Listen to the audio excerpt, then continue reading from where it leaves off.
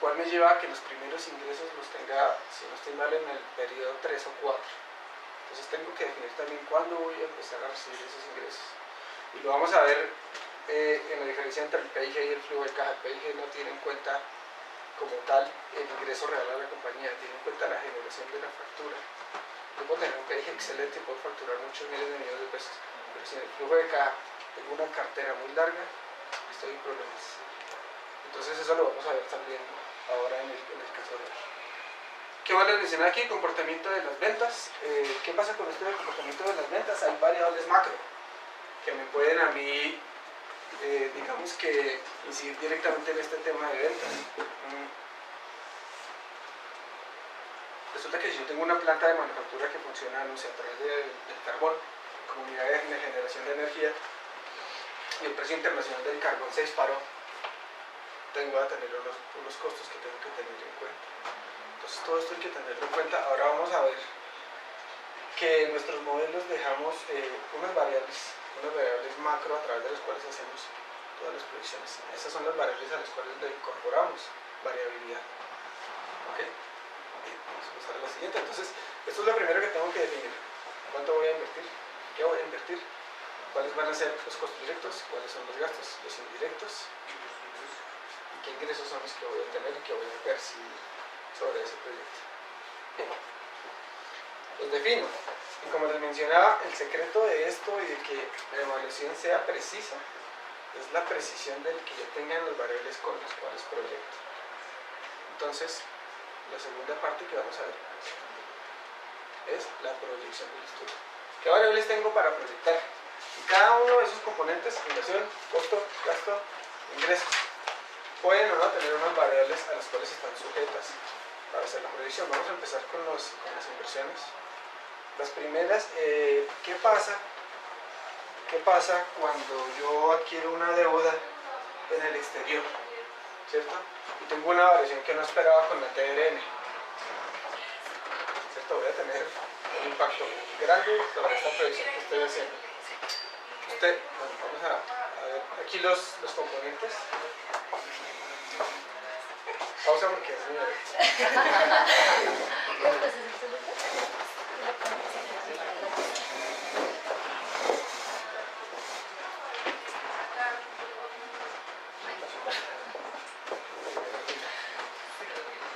listo. Entonces, estimo las inversiones. ¿Qué pasa si yo adquiero una deuda por 2.000 millones de pesos para adquirir los vehículos a una tasa variable y resulta que el Banco de la República le dio por disparar las tasas en algún punto? Tengo un impacto grande, porque las tasas, como vamos a ver ahora también, impactan de manera directa el costo de la deuda por el mercado financiero en Colombia. Entonces, la tasa que define el Banco de la República es la tasa base a través del cual los entes que están en el mercado, las instituciones financieras hacen sus labores de captación y de colocación. Entonces, bueno, eso genera ahí, tiene una dinámica que al final me afecta en cuanto me va a valer la deuda. Entonces, yo tengo una tasa variable, tengo un riesgo. ¿Cuál es la ventaja cuando yo tomo un crédito que vamos a ver ahora con una tasa tipo tasa fija? Pues que ese riesgo ya no lo de alguna manera estoy blindado. Seguramente que el banco, también para proteger ese tema, pues me va a elevar la tasa con la cual yo estoy adquiriendo, porque ellos también tienen que blindarse. Entonces puedo pagar un costo por no tener un riesgo. Políticas de depreciación, vamos a ver qué es la depreciación. Eso lo vamos a ver luego porque es un término muy simple. En Colombia pues existen alguna normatividad, no solo en Colombia, a nivel mundial, una normatividad de depreciación dependiendo del tipo de activo con el cual yo estoy trabajando. Puedo hacer depreciación acelerada en algunos activos. Bueno. Y la estructura de capital. ¿A qué se refiere la estructura de capital? Es un término realmente muy sencillo. Si yo voy a hacer una inversión en una casa de 100 millones de pesos y yo de mis ahorros tengo 20 millones de pesos, voy a salir a financiar el 80% de la deuda.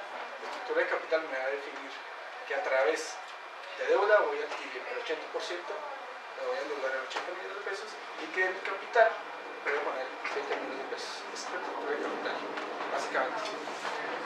Bueno, entonces ese es el tema de inversiones y de proyección de las inversiones. Los costos y los gastos. Entonces existen también variables a través de las cuales yo proyecto el comportamiento de los costos y los gastos en el tiempo. ¿Cuáles pueden ser? Primera, yo empecé. ustedes se dan cuenta, el DANE hace una estimación no, realmente es una medición bien acercada acerca de los índices de precio del consumidor que estamos teniendo. Eso va directamente relacionado con la inflación. Son variables que van absolutamente de la mano. Entonces, yo tengo hoy en día un salario, una persona que me vale, no sé, 2 millones de pesos, que arranqué pagándole 2 millones de pesos, pero resulta que tuve un efecto inflacionario superior a lo esperado. Entonces, el Banco de la República estimaba que la inflación fuera del 4.5%, pero resulta que fue del 6 o del 6.5%, entonces inmediatamente me va a afectar. Entonces, por eso les mencionamos acá las tasas de interés, lo que les mencionaba, un crédito con tasa variable. Hay una interacción en todo esto que vamos a hablar. ¿Por qué el Banco de la República decide bajar o subir una tasa de interés? Porque afecta directamente la valoración de todo el cliente. Tasa representativa del mercado, tengo una deuda en dólares o en euros, los proveedores están en el exterior, me incide directamente. En el tema del transporte se desarrolló un indicador, bueno, creo que le cambiaron el nombre, esto se llamaba índice de precios del transportador, ahora se llama de una manera diferente, pero el DANE está haciendo mediciones que se tienen en cuenta ahí, los precios de combustible, los precios de mantenimiento, los precios de los salarios de los conductores, todo esto se está teniendo en cuenta acá. Ellos están haciendo una medición trimestral que se puede consultar en cualquier momento por si quieren verla. Entonces, en el términos de transporte, esta variable es clave para la predicción. Bien, eso es en términos de costos y gastos. Ahora vamos a proyectar los ingresos. Entonces, nuevamente, el sector floricultor en Colombia. El sector floricultor en Colombia, el 80% de ventas están en los Estados Unidos. ¿Eso qué quiere decir? Ingresos en dólares. ¿Qué implica eso? Que tengo un riesgo de tasa representativa del mercado. Ustedes ven cómo les impacta a ellos un aumento o una disminución en dólares, puede disparar las utilidades de los pérdidas en el momento. Pues tienen un riesgo ahí muy fuerte, bastante fuerte. ¿Qué más pasa? No me quiero ir tan allá, pero en la época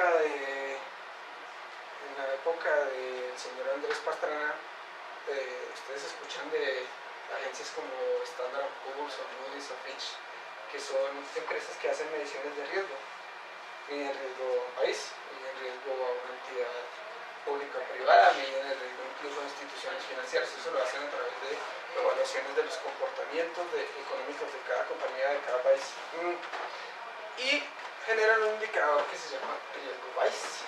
Ese indicador riesgo país básicamente es un porcentaje, y lo que muestra es qué tan riesgoso es para un inversionista del extranjero traer su capital al país.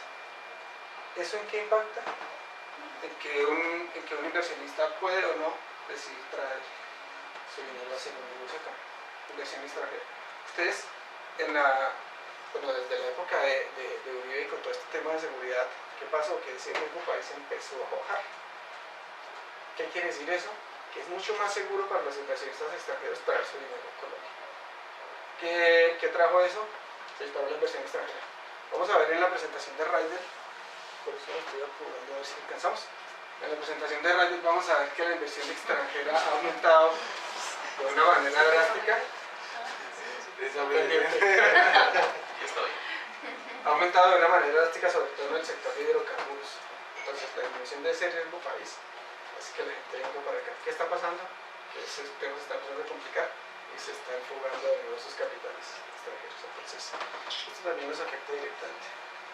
Muy bien, entonces esas son las variables de proyección. Ahora, les insisto, todo esto que estamos viendo y que es absolutamente teórico, lo vamos a aterrizar ya en el modelo que tenemos. Bueno, vamos a empezar a hablar de las inversiones y vamos a hacer un ejercicio que está bien fácil. ¿Qué pasa cuando yo adquiero un crédito? Voy a comprar un vehículo. Pues de la casa, sí. Cuando yo adquiero una deuda, en este caso yo soy un inversionista, voy a invertir en mi casa, ¿cierto? Voy a pagar una cuota. Esa cuota tiene dos componentes. ¿Cuáles son los componentes? Cálculo de la cuota, miramos. Tengo un componente que es la amortización. ¿Qué es la amortización? Simplemente de ese valor que yo estoy pagando de cuota, ¿cuánto estoy dando como tal? Me aporta el capital. Yo entré a una deuda de 100 millones de pesos y estoy pagando 2 millones de pesos mensual, que era más o menos el cálculo que yo hice. Hay un porcentaje de esa cuota que yo estoy abonando al capital de los 100 millones de pesos. Y el restante, el interés, que depende de las tasas de interés. Ahora vamos a ver algo de tasas de interés. Muy bien, pero resulta que aquí empieza uno a tomar decisiones de inversión. Y aquí es cuando uno empieza a mostrarle al inversionista cuál es la mejor decisión. Y yo tengo, en términos de las inversiones, dos variables básicas que me van a definir el desarrollo de esa deuda. Y es, primero, ¿a cuánto tiempo? Si ustedes se dan cuenta, estos señores ya dijeron que podíamos tomar créditos hipotecarios a 30 años. ¿Eso qué va a hacer? Pues que va a suavizar la cuota, pero de repente el interés. Bien, entonces primero, ¿a cuánto tiempo puedo o quiero pagar una deuda? Yo puedo tener un inversionista que dice, no, yo me interesa esa deuda, tengo el capital, tengo el flujo de caja, los coeficientes de caja, voy a pagar esa deuda a un año. Bueno, es una decisión seguramente que los intereses se van a reducir, se va a tener un beneficio en términos del interés y del gasto que tiene la compañía. Entonces, primero, depende de cuántos periodos voy a tomar el crédito, segundo, de la tasa de interés. Bien. Vamos a hacer un ejercicio que es muy fácil. Es para que ustedes, digamos que aterricen lo que el simulador del banco hacía. Vamos a hacerlo en Excel rápidamente. Aquí hay un ejemplo, pues es muy sencillo. Voy a comprar una tractomula, lo voy a tomar a 5 años. El interés es 1.4% nominal mensual mes vencido, pues cuota fija. Y la tractomula me vale 300 millones de pesos. Ya la cuota está calculada acá. El ejercicio se basa en definir el plan de pagos. Mes a mes, cuál va a ser el porcentaje o el valor de esa cuota que se va a ir a interés y cuál es el valor que se va a ir a amortización. Yo no sé quién quiere pasar, voluntarios. Andrés. ¿Quién quiere pasar? ¿Lisa? Es muy sencillo, yo le voy a ayudar. Ven, ayer. Vamos a hacerlo con Eliana. Vamos a hacerlo con Eliana. Aquí está ya informático que dice ahora para hacer el ejercicio. ¿Sí se ve o lo ponemos más grande?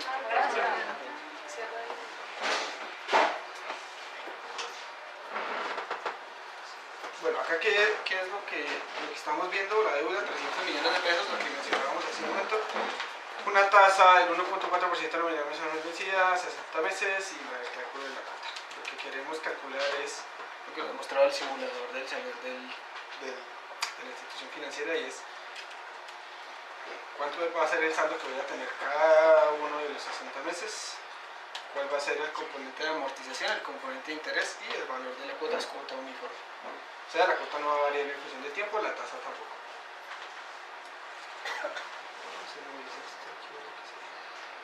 Bueno, entonces, ¿cuál es el saldo en el periodo cero de esa deuda? Toda la deuda, no paga nada.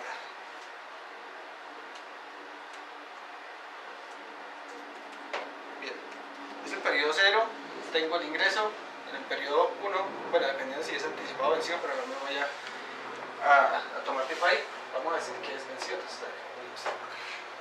¿Qué pasa cuando empiezo a pagar? Tengo valores de cuota, ¿cierto? Es una cuota fija. Entonces lo voy a fijar acá.